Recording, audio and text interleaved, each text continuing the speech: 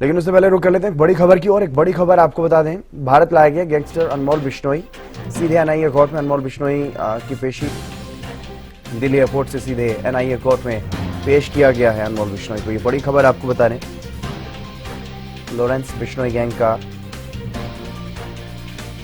ये बड़ा गुर्गा और गैंगस्टर लॉरेंस बिश्नोई का भाई अनमोल बिश्नोई दिल्ली एयरपोर्ट से गिरफ्तार किया गया और एनआईए कोर्ट में सीधा लेकर के पहुंची एनआईए की टीम। सीधे दिल्ली एयरपोर्ट से सीधे एनआईए कोर्ट में पेशी के लिए ले जाया गया अनमोल बिश्नोई को। ये बड़ी खबर, भारत लाया गया गैंगस्टर अनमोल बिश्नोई। ये बड़ी खबर आपको बता रहे हैं।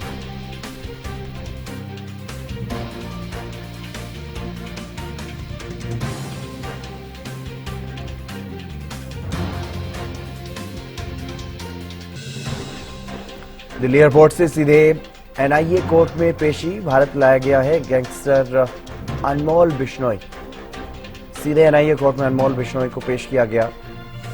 दिल्ली एयरपोर्ट से सीधे एनआईए कोर्ट में पेशी के लिए ले जाया गया। अनमोल बिश्नोई के खिलाफ कई बड़े मामले दर्ज हैं, जिसमें सिद्धू मूसेवाला, बाबा सिद्दीकी, जो ये 2 बड़े मर्डर के मामले, इसमें भी सीधे तौर पर संलिप्तता जो है पाई गई है अनमोल बिश्नोई की। और उसी को लेकर के एनआईए की टीम जो है लेकर के पहुंची है एनआईए कोर्ट। और अपराजिता श्री हमारे साथ दिल्ली से जुड़ गई अधिक जानकारी के साथ। अपराजिता, फिलहाल क्या कुछ ताजा अपडेट, अनमोल बिश्नोई को सीधे एनआईए कोर्ट ले जाया गया?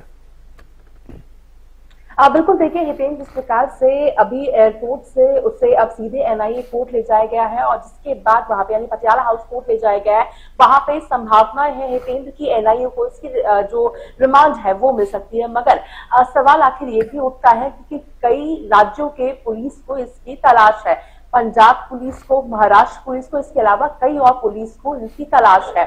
संभावनाएं हैं कि उन्हें भी सवाल जवाब के लिए समय मिल सकता है। महाराष्ट्र पुलिस खास तौर पर रिमांड की डिमांड कर सकती है। अब देखने वाली बात होगी कि कितने दिनों की रिमांड एनआईए को मिलती है, कितने दिनों की रिमांड महाराष्ट्र पुलिस को मिलती है या अन्य राज्यों की पुलिस को मिलती है।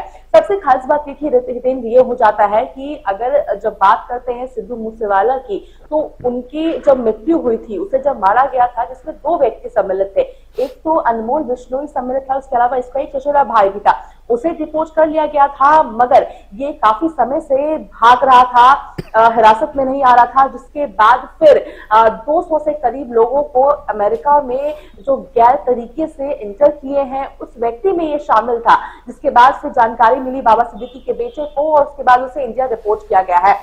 कई सवाल निकलकर इस और जवाब निकलेंगे हितेंद्र, जब उससे सवाल जवाब किया जाएगा, क्योंकि लगातार जिस प्रकार से जो नेटवर्क है, यानी लगातार भारतीय जो सरकार है वो कोशिश में जुटी हुई है कि जल्द से जल्द टेररिज्म हो जाए या इस प्रकार का जो नेटवर्क है इन लोगों का उन्हें तोड़ दिया जाए, जिसमें काफी ज्यादा मददगार ये व्यक्ति साबित हो रहा था। यानी जो भी प्रकार के लॉजिस्टिक होते हैं, मदद होती है, बंदूक देना हो या स्केड्यूल बताना हो, रेकी जैसी चीजें हो, उसमें मददगार ये व्यक्ति अनमोल बिश्नोई साबित हो रहा था। यानी ये तय हो जाता है हितेंद्र की ये केवल लॉरेंस बिश्नोई का भाई नहीं, बल्कि ये खुद में एक बहुत बड़ा अपराधी है ये व्यक्ति। चाहे सलमान खान के घर के बाहर फायरिंग का सिलसिला हो या फिर इसके अलावा एनसीपी के नेता की जो मृत्यु का केस हो जाता है, तो काफी ज्यादा सम्मिलित था। इसके अलावा ये भी बताया जा रहा है कि जो एनआईए के द्वारा जो चार्जशीट में चीजें मेंशन की गई है, उसमें ये भी चीजें बता रही है कि ये व्यक्ति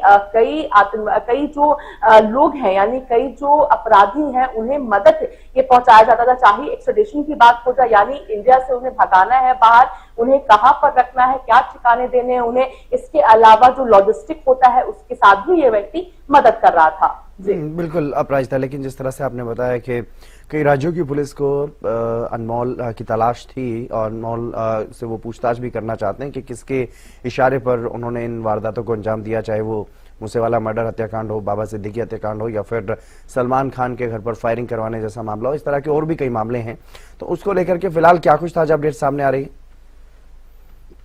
बिल्कुल देखिए हितेंद्र, अगर बाबा सिद्दीकी की बेटी की बात करते हैं तो उनके द्वारा सीधा सवाल किया गया है कि आखिर ना ही लॉरेंस बिश्नोई से ना ही अनमोल बिश्नोई से मेरे पिता का कोई सम्मेलन था, किसी प्रकार का बातचीत नहीं थी, तो आखिर किसके बोलने पर इसने ये जो किया, जो मर्डर किया था, आखिर क्यों किया था, तो ये सवाल जरूर उठता है और इसकी कार्यवाही की जाए। मगर बिल्कुल कई पुलिस इसकी तलाश में है, कई पुलिस चाहती है कि उसकी रिमांड यानी अनमोल बिश्नोई की रिमांड उसे मिले। अभी फिलहाल की जानकारी के मुताबिक यही निकल कर सामने आ रही है कि संभावना है कि एनआईए को इसकी जो रिमांड है वो मिल सकती है और इसके साथ साथ अन्य राज्य भी जो पूछताछ के लिए परमिशन चाहते हैं, संभावना है कि उन्हें भी एनआईए की रिमांड के साथ साथ उन्हें भी पूछताछ की जो परमिशन है वो मिल सकती है, या फिर कुछ दिनों के लिए एनआईए के पास रिमांड मिलेगी, जिसके बाद संभव है कि अन्य राज्यों की पुलिस को भी पूछताछ के लिए समय दिया जाएगा। जी चलिए, बहुत शुक्रिया तमाम जानकारी देने के लिए अपराजिता, आप नजर बनाए रखिएगा।